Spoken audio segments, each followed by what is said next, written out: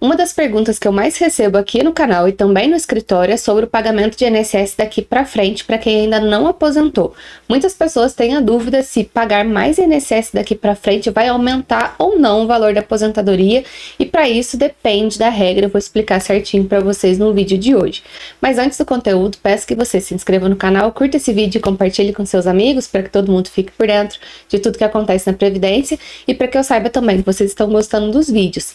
Relembro para vocês os nossos cursos, os nossos links aqui na descrição do vídeo, tem um link para você acessar, e também lembra de ativar o sininho, porque toda vez que você ativa o sininho é notificado quando eu entro ao vivo, e quando eu entro ao vivo eu respondo as suas dúvidas também ao vivo ali, quando você entra até 12h15 nas sextas-feiras, tá bom? E para quem ainda não me conhece, meu nome é Gabriela Lopes, eu sou advogada, sou especialista em direito previdenciário, e estou aqui hoje para te ajudar a resolver os seus problemas com o INSS.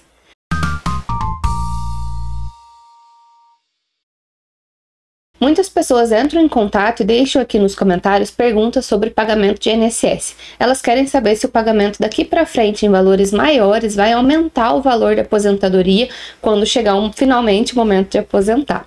E, na verdade, depende. Por quê?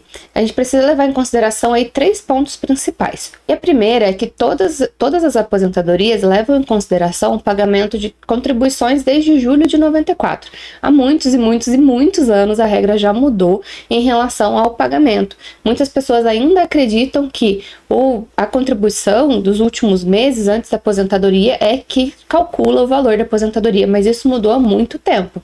Então, todas as contribuições desde julho de 94 até um mês antes da sua aposentadoria vão ser computadas para fazer o cálculo da média. Então, essa é a primeira questão, essa é a primeira crença que você precisa tirar da cabeça, porque essa regra mudou há muito tempo. Então, como são várias contribuições, pode acontecer de que você tinha contribuições baixas lá mais antigamente, contribuições altas a partir de agora, e talvez a quantidade de contribuições baixas faz com que a sua média seja menor. Ou então você tinha tantas contribuições boas que talvez hoje não precise contribuir tanto assim, porque as suas contribuições já vão ser calculadas aí com uma média muito alta. Outras vezes você precisa manter essa mesma média porque o seu benefício ainda está um pouquinho distante. Então a gente precisa ter a certeza dessa decisão, né, a partir de agora, com base na regra que você vai aposentar. Dessa forma, a segunda questão que você precisa observar é o retorno sobre o investimento. A gente chama, né, de retorno sobre o investimento, mas quer dizer o quê? Quanto que você vai investir, ou seja, quanto que você vai gastar por mês para manter o seu benefício em um valor que você gostaria de aposentar. Por exemplo, você quer aposentar com 3 salários mínimos, e aí você tem contribuído como um salário mínimo. Nunca vai chegar em 3 salários mínimos se você não aumentar a sua média, ok. Mas será que vale a pena? Será que se você aumentar o valor do seu benefício daqui para frente, ou do seu benefício não, da sua contribuição daqui para frente, vai realmente resultar em 3 salários? Porque muitas vezes faltam 3 anos para você aposentar e você tem 200 contribuições sobre um salário mínimo. Muitas vezes o reflexo sobre isso lá no final vai ser muito pequenininho, então não compensaria investir. Outras situações, você já tem contribuições muito altas e hoje não quer investir tanto, tá um pouquinho pesado no seu orçamento. Então a gente precisa ver também quanto que você pode investir hoje, se pode diminuir ou não, e qual que vai ser o reflexo lá na frente. Então esse retorno sobre o investimento, verificar quanto que você tem que pagar para aumentar, ou pelo menos manter a sua média e chegar num resultado final do que você espera de aposentar, é necessário fazer esse planejamento o mais rápido possível, principalmente quando está próximo aí da aposentadoria. Qual que é o prazo, vamos dizer assim? Não existe um prazo, por exemplo, 10 anos antes de aposentar, o ideal seria fazer um planejamento. Não existe isso. Mas se você chegar nos últimos 3 meses querendo aumentar a sua média, vai ser muito difícil. Então, quanto antes fizer esse planejamento, analisar o retorno sobre o investimento, é a melhor opção para você ficar tranquilo e ter uma previsão de qual que vai ser o valor da sua aposentadoria lá no futuro. Sem contar que muitas vezes você está investindo muito no INSS, pagando R$ 1.500 por mês e tudo mais, e lá na frente o reflexo sobre isso vai ser de R$100. Aí o valor que você contribui, o valor que você vai ter de retorno lá na frente não está equiparado. Então a gente não pode investir em algo que não vai te trazer o retorno que você precisa.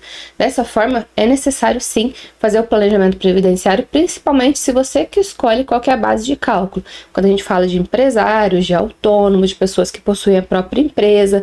Essas pessoas podem escolher a base de cálculo, ou quando você paga carnê também, né, facultativo e tudo mais, você pode escolher a base de cálculo e isso vai gerar um reflexo lá na frente. As pessoas que são empregadas, por exemplo, é um pouco mais complicado de fazer esse planejamento, de escolher aumentar ou não, mas é possível verificar qual que vai ser a possível aposentadoria lá na frente e tomar decisões hoje sobre isso. E o terceiro ponto que vocês precisam observar é qual regra que vocês vão aposentar. Por quê? Temos 5 regras aí de transição na reforma da Previdência, temos direito adquirido, temos regras de professor, temos regras de aposentadoria especial, e tudo isso tem um reflexo diferente lá no final. Quando a gente fala das 5 principais regras, temos que levar em consideração que algumas garantem aposentadoria com aplicação do fator previdenciário, outras é a média de 60% mais 2% a cada ano que ultrapasse 15 anos para as mulheres ou 20 anos para os homens, ou então a regra que garante a média, sem nenhum redutor. Essa é a regra do pedágio de 100%. Então, muitas vezes vale a pena esperar essa regra do pedágio de 100%, outras vezes ela vai ser um pouquinho maior, mas a diferença, a demora para chegar nessa regra não compensaria esperar. Aí compensaria aposentar em alguma outra regra que teria um valor um pouquinho menor, mas você estaria recebendo até chegar lá na frente, né?